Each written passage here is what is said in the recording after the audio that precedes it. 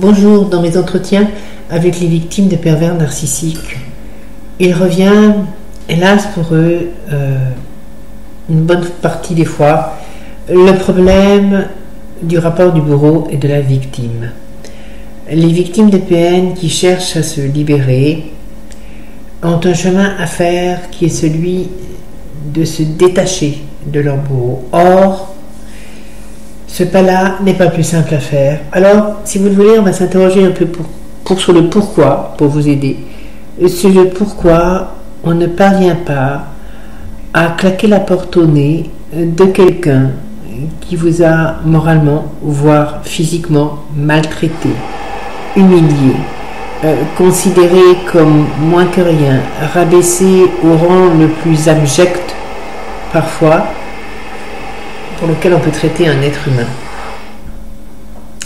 Qu'est-ce qui fait que malgré tout cela, la victime de pervers narcissique continue à essayer de voir les soi-disant, parce qu'ils sont bien soi-disant, bons côtés du ou de la PN. Comme d'habitude, je dirais du en utilisant le neutre. Les pervers narcissiques sont masculins et féminins. On en est tous bien conscients. Qu'est-ce qui se passe à ce moment-là? Pourquoi cet attachement presque indéfectible, cette souffrance terrible à l'idée que le bourreau ne revienne pas? Parce que c'est bien d'un bourreau qu'il s'agit. Vous pouvez toujours essayer de lui trouver des qualités. Tout être humain en a au fond de lui. Mais le problème des pervers narcissiques, c'est que leurs qualités, il faut qu'ils explosent pour qu'elles puissent naître. Il faut que cette carcasse si épaisse, cette montagne qui a été mise par quelqu'un qui est bien plus fort que vous, qui est le parent référent, souvent la mère, parfois aussi le père.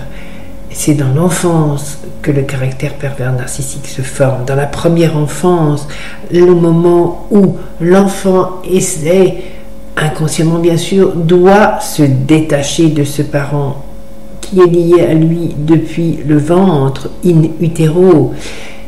L'enfant, tant qu'il ne peut pas prendre conscience que celui qui le nourrit, celui qui est là pour lui, ne fait pas partie de lui, et vous ne pouvez pas demander à un bébé de faire la différence entre la mère nourricière et lui, ça n'existe pas. Il est encore lié, comme il était dans le ventre, il fait encore partie d'eux.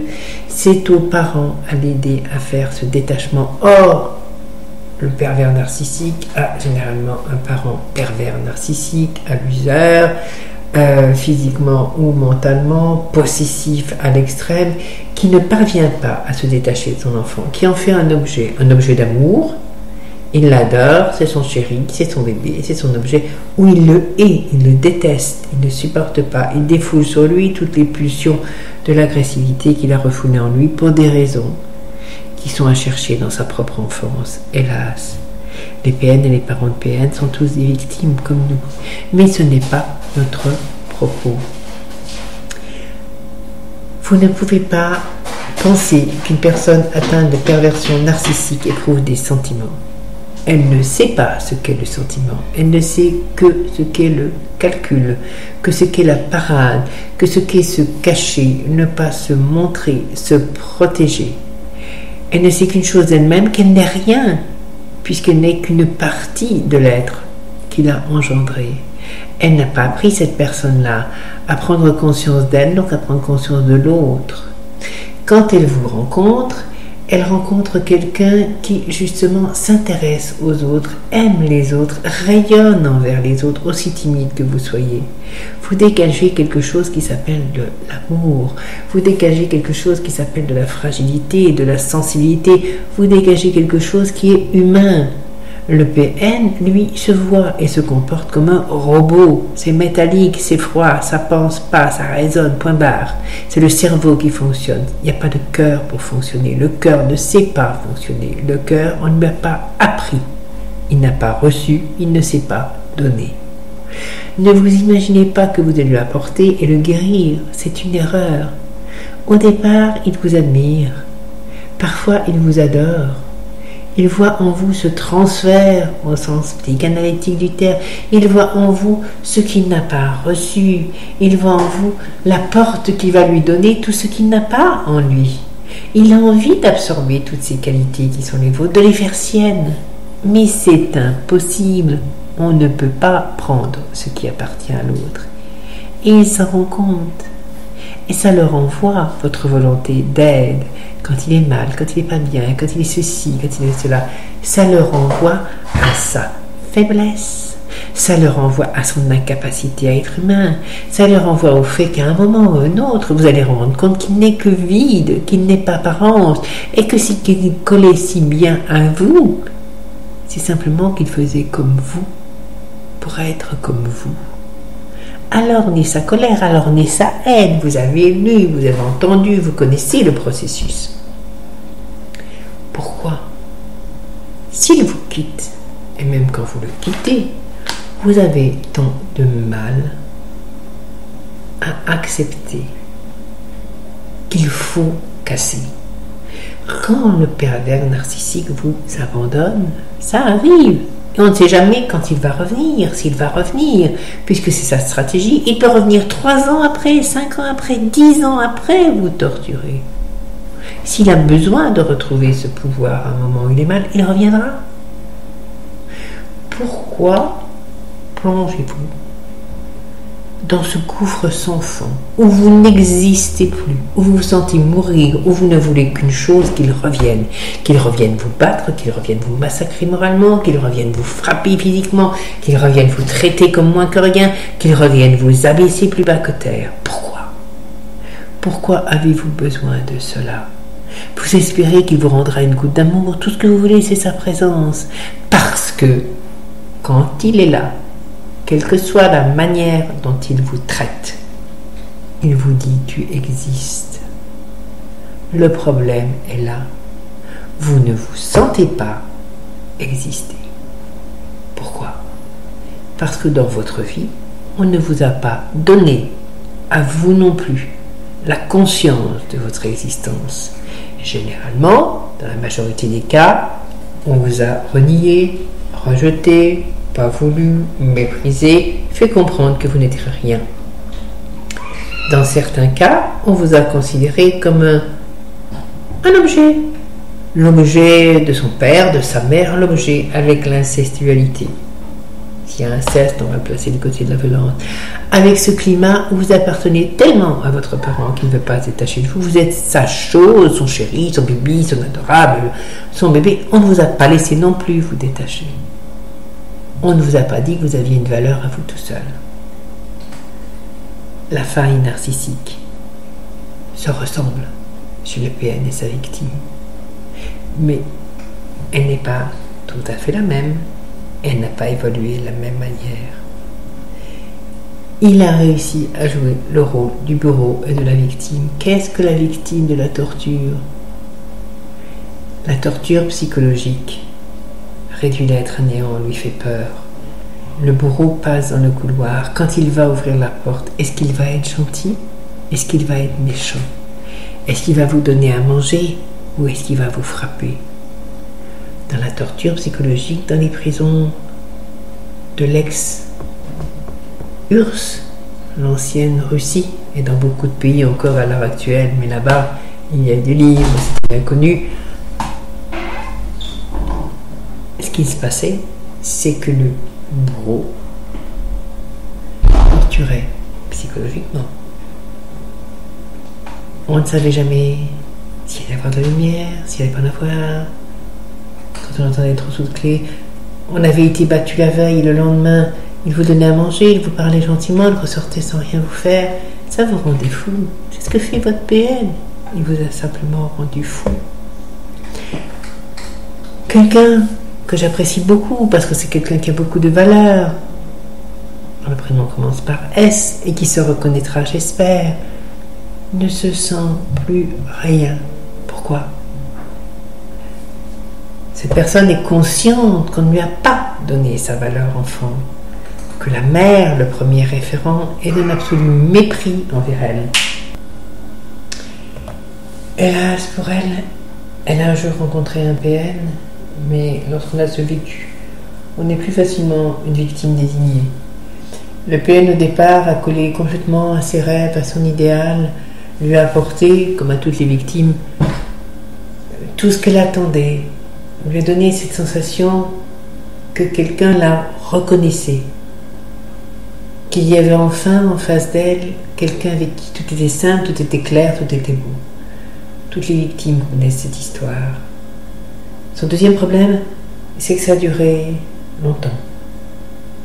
Alors, quand elle exprime le regret, par exemple, de la non-maternité, en disant maintenant, c'est très tard, je ne pense pas que je pourrais avoir d'enfant, mais j'aurais pu en avoir avec lui. Je n'en ai pas eu avec lui, il n'a pas voulu, je n'ai pas pu. Et en même temps, elle exprime sa peur, en disant mais je ne sais pas si j'aurais pu être une bonne mère, je ne sais pas parce qu'avec la mère que j'ai eue, je pense que je n'aurais pas pu. Elle révèle là quelque chose d'important. C'est un autre problème que l'on rencontre chez les victimes de PN, femmes, même chez les hommes, la non-maternité, la non-paternité. Et en même temps, ils savent que peut-être un enfant n'aurait pas été leur bonheur, justement.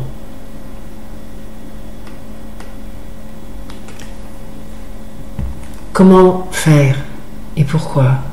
Pourquoi est-ce qu'on repart? Pourquoi est-ce qu'elle repart vers tout ce qui, dans cette relation, contribue à la descendre un peu plus bas? Parce qu'ouvrir les yeux, c'est mettre fin au rêve, au terrible, à l'abominable rêve. Elle déprime parce qu'elle se dit, de toute façon, sans lui, je n'ai rien ni personne. Pourquoi?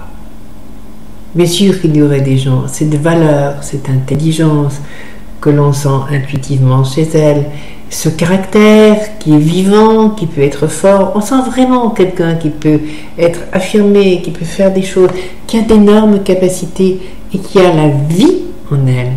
Et pourtant cette personne, si on la croise, elle est éteinte, elle est fermée, elle est suicidaire. Elle se sent au bout du rouleau. Son seul espoir pour elle est d'attendre le retour de son bourreau. Comment lui dire? Mais il y a une vie sans le bourreau. Et en laissant le bourreau derrière vous, vous laissez définitivement votre mère. Vous laissez la vie qu'on a voulu vous donner. Vous dites, zut, définitivement vous claquez la porte à ce qu'on a voulu faire de vous. Vous avez plus de 40 ans, certains en ont 50, c'est pas grave.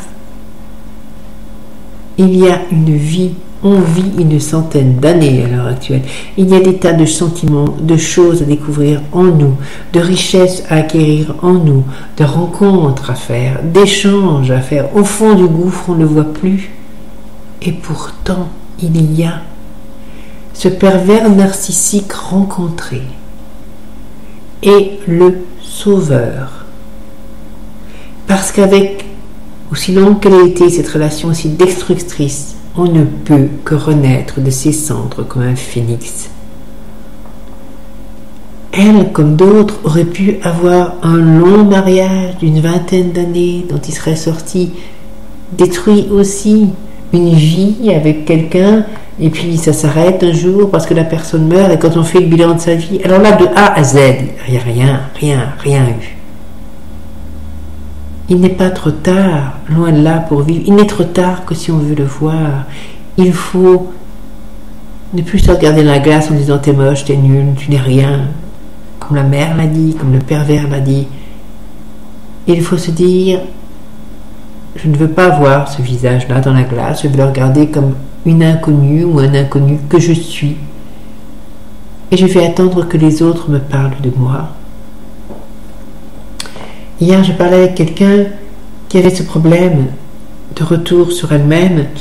C'était quelqu'un qui en disait qu'elle avait des capacités, qu'elle pouvait faire des choses, et qui n'y croyait pas. Et qui disait, ah oui, les gens disent ça, mais dans le fond, je ne suis pas. Et qui n'arrêtait pas de se dévaloriser.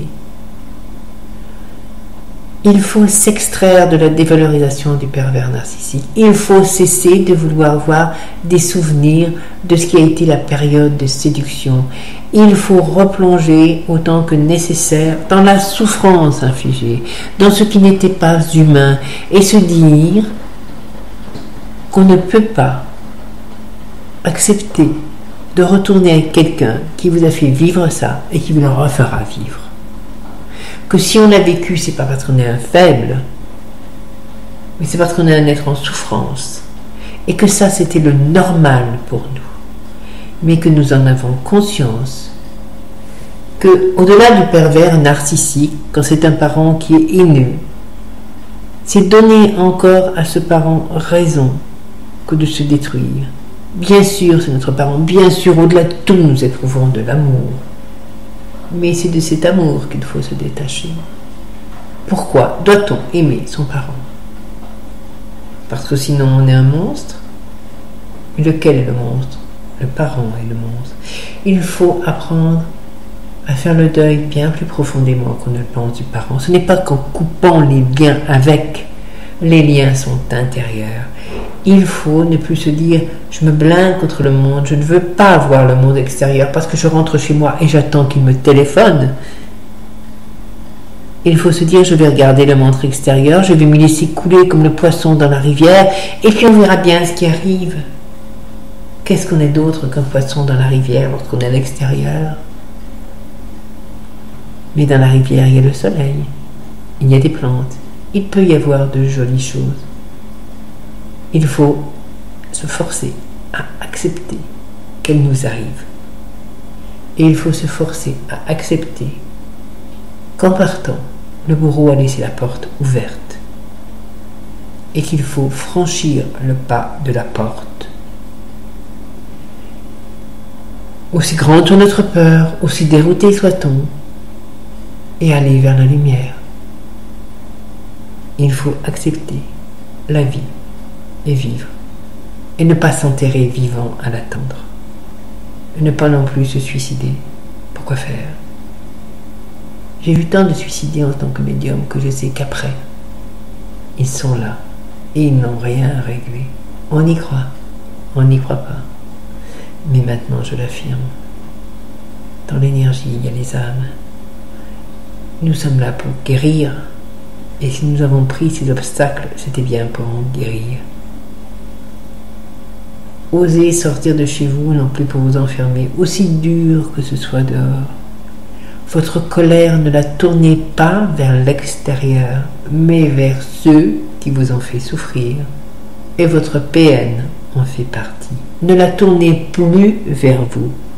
Acceptez que vous avez une valeur que vous ne pouvez pas voir, que vous ne voulez pas voir, parce que la voir, c'est vous opposer à sa volonté à lui et à la volonté de votre parent. Le premier qui ne vous l'a pas donné. Accepter sa valeur, c'est s'opposer à eux et dire qu'ils ont eu tort et que vous n'êtes pas d'accord avec eux et que vous ne voulez pas de leur regard sur vous. Ce n'est pas eux qui ont raison, eux qui vous ont martyrisé, c'est tous les autres qui ne vous connaissent pas et qui dans leurs mots, leurs sourires, leurs gestes, aussi anodins soient-ils, vous montrent que vous êtes un être humain, que vous avez de la valeur, que vous avez de l'intelligence, que vous ne dites pas que des bêtises. Et que même si vous êtes triste, et que même si vous êtes mal, ça n'empêche pas qu'ils vous voient et qu'ils vont vers vous. Acceptez que le monde extérieur a une place pour vous. C'est le seul moyen d'en sortir. Personne ne peut le faire à votre place. Je ne peux que vous le dire, je ne pourrai jamais le faire pour vous. Je ne ferai pas ce miracle. Je voudrais, mais je ne peux pas.